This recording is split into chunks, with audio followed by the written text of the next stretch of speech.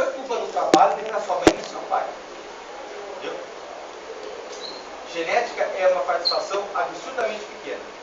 Se você está acima do peso, a culpa é sua. Legal? Único e exclusivamente sua. Ah, eu não consigo emagrecer, mas está no McDonald's, está no Habib, está no sei onde. Isso é ótimo pra gente. A gente brinca com a tragédia, mas na verdade, se você não tiver esse problema, nossa produção acaba. Concorda ou não? Então, com o passar dos anos, os indivíduos estão cada vez mais acima do peso, cada vez com menos força, cada vez com menos capacidade cardio, cada vez com menos flexibilidade, cada vez com menos resistência. Qual a única forma de devolver? Fazendo exercício. Vocês estão entendendo a importância do exercício físico voltado para a reabilitação?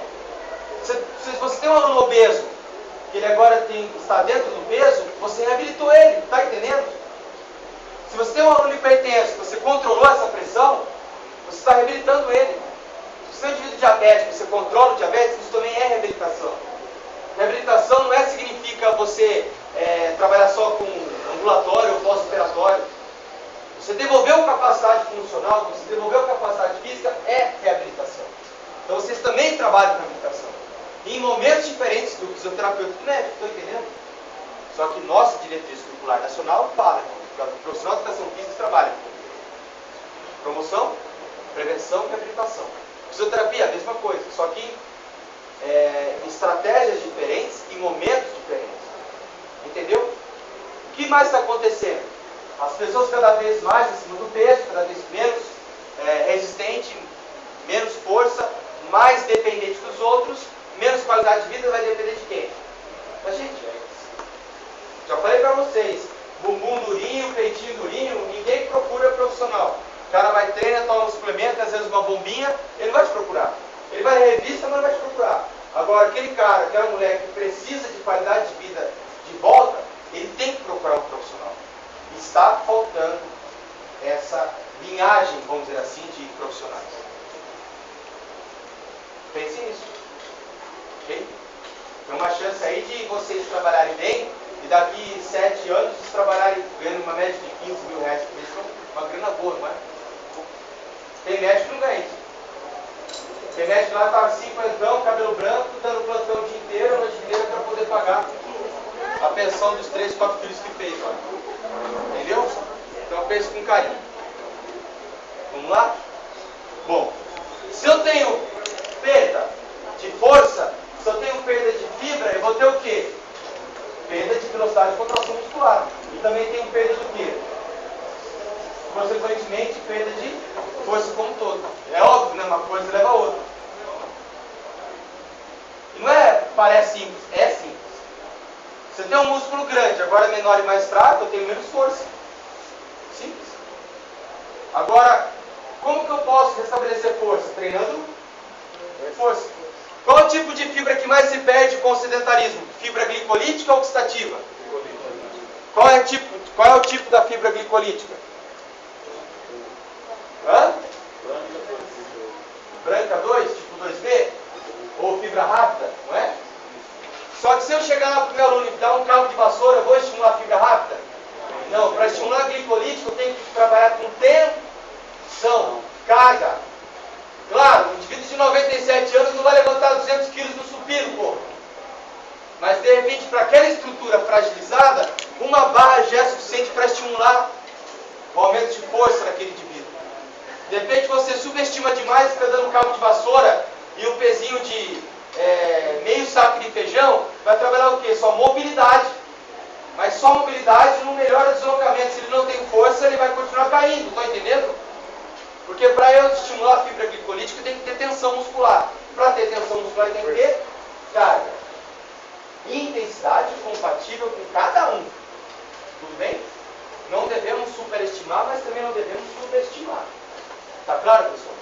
Não adianta nada saber que a perda de força é acentuada com o avanço da idade, se você, quando tem um aluno, tem a oportunidade de estimular a fibra glicolítica, chega lá, aquela famosa 3 de 15, né? Dá lesão no tendão por tanta repetição e não melhora a força. Porque o que mais se perde com desuso não são as fibras oxidativas, e sim glicolíticas. Para estimular a fibra glicolítica tem que ter carga. Claro, você não vai no primeiro dia, top, mas assim que você conseguir preparar o sujeito, trabalhe com mais carga. Ah, mas para trabalhar com mais carga, fazer o quê? Mais ou menos séries. Mais ou menos repetições. Ah, mas a aula vai durar meia hora. E daí? Entendeu? O que importa é melhorar a condição física dele. Nem que a sua atividade dure 20 minutos. Tá bom? Então, se eu tenho músculo cardíaco cada vez menor e mais fraco, se eu tenho um músculo do corpo cada vez menor e mais fraco, eu também tenho o quê? Estrutura óssea articular cada vez menor e mais fraca. Ok?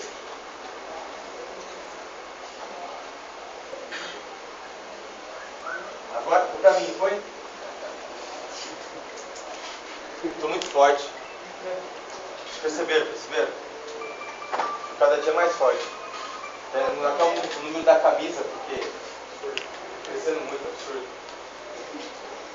Vamos lá então?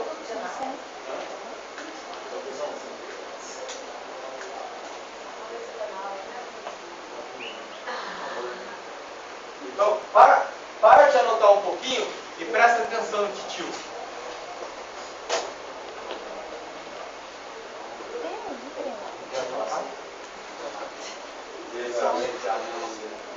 Eu achei que foi grave. Mas não foi grave. Bom, quando eu trabalho força muscular, o que eu faço? Eu aumento a força muscular. Se eu aumentar a força muscular, eu ganho estabilidade articular. Se eu trabalho força muscular, eu torno um osso fraco, mais forte. Como se dá o nome de perda de massa óssea? Osteopenia.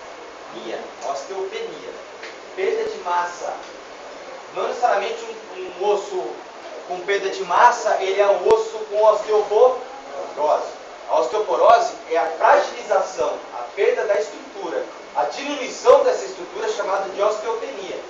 Então você pode ter um aluno, principalmente mulher pós-menopausa, que vai chegar e falar para você, ó, fiz um exame de imagem e constatou osteopenia. É reversível ou não? A osteopenia, sim, sempre. A osteoporose, não. O treinamento de força vai desacelerar a degradação da estrutura. Diminuição da estrutura óssea, osteopenia. Degradação da estrutura, osteoporose. Entendeu a diferença? De forma mais prática? Entendeu? Então, principalmente mulher pós-menopausa, que diminui a absorção de cálcio, tem mais chance de ter osteopenia e, consequentemente, osteoporose. Se o quadro é apenas de osteopenia, é totalmente reversível o quadro. Principalmente com sobrecarga tensional. Ah, quais são os tipos de sobrecarga tensional? Compressão, inclinação, torção e tração. Tá? Quais são os principais tipos de sobrecarga tensional? Compressão, tração, torção, inclinação. Quais são os principais tipos de sobrecarga tensional? Compressão, tração, torção, inclinação. Dos 4 tipos de sobrecarga tensional, quais são os que mais estimulam o aumento e manutenção da massa óssea? Compressão e tração. Okay? O que você mais tem que estimular é compressão e tração. Qualquer exercício localizado dos trabalhos 2. O que seria o efeito compressivo? Cadeia cinética fechada, leg press, agachamento, avanço, afundo, desenvolvimento. Tudo bem? Agora, quando que eu estimulo mais tração do que compressão? Cadeia cinética aberta, extensão, flexão, adução. O que é tração? É a tração que o músculo exerce. Depois você copia, eu vou repetir.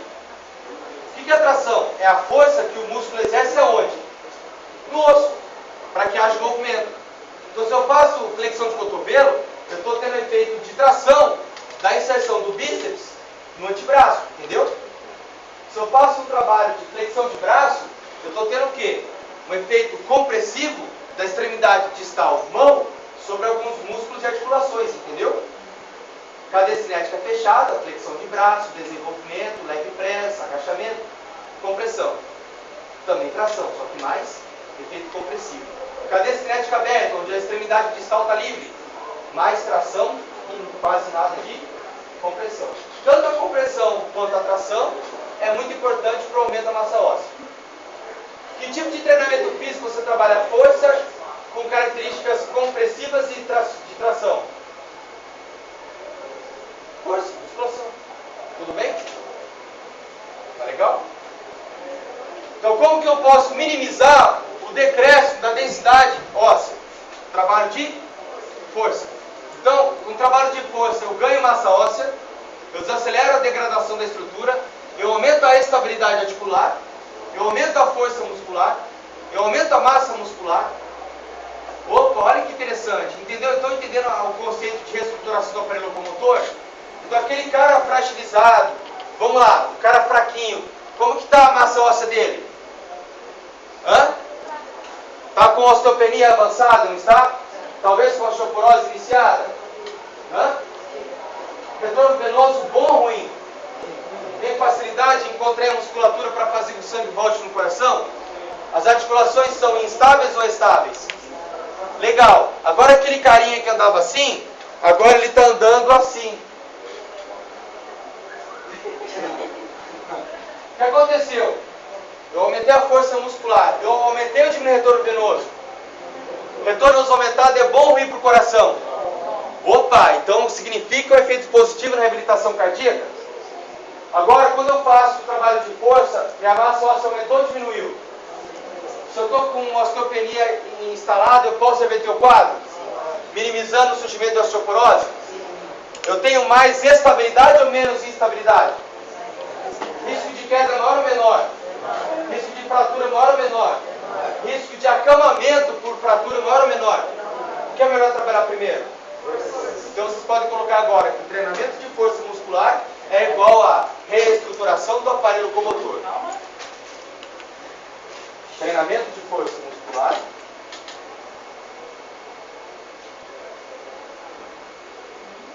é igual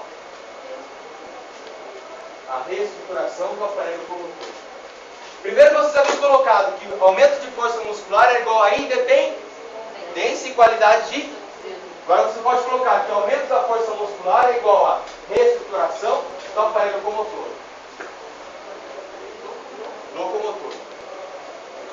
O que é o aparelho locomotor?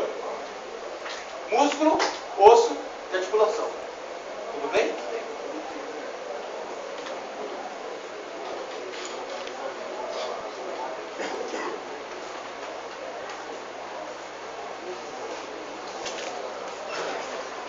Pode continuar, pessoal? Tá claro ou tá difícil? Tá bom ou tá ruim? Tá?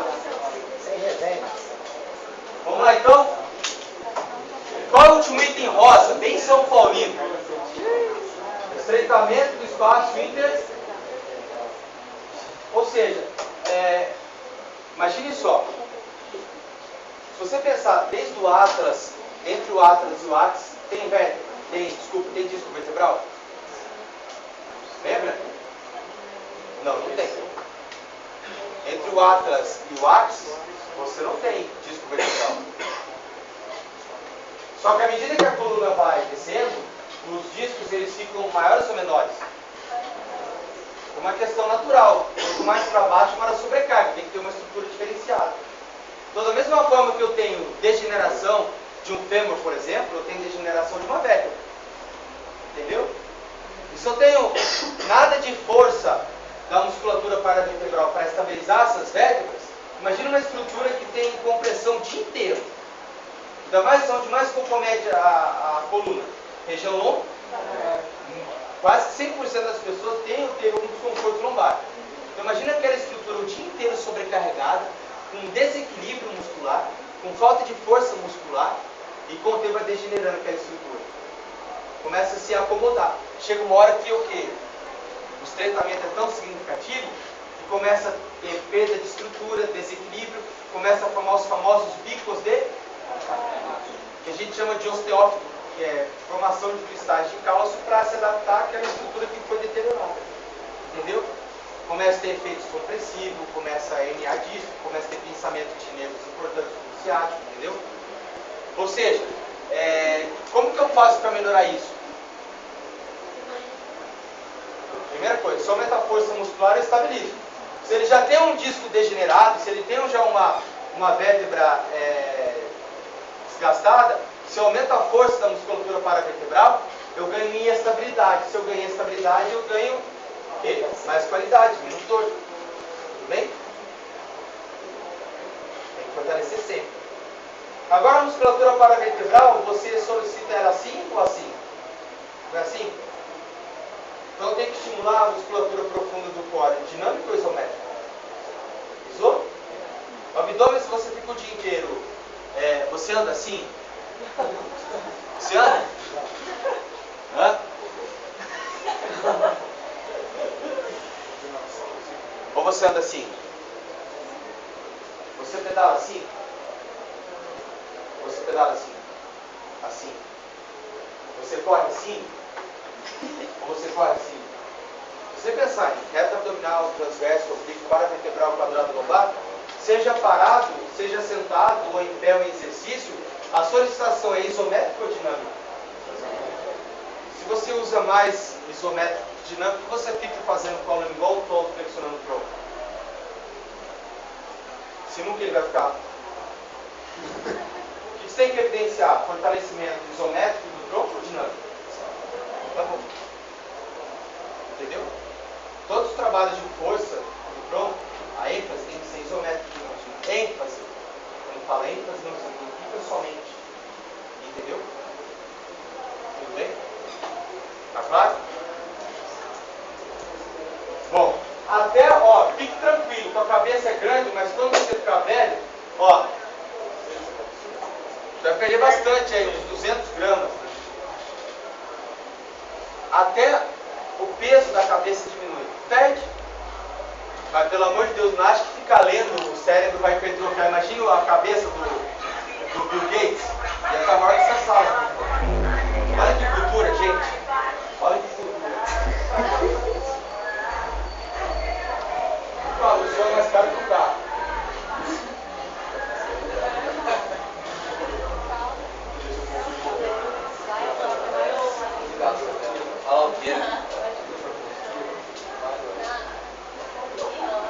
Mas a gente fica pensando, de repente, esses caras, eles são mais inteligentes que a gente, né? Você faz graduação, especialização, mestrado, trabalha o dia inteiro, no final de semana, sua cabeça que desliga. Daí vem o cara fala, leque, é mais grande que você. Camaro amarelo, nossa, assim você me mata, foda. Pega, pesado. Beleza, pessoal? Nós paramos aqui, no zóio. Qual menor? Vou fazer chamada, tá? A gente para no zóio. Anota aí, no zóio.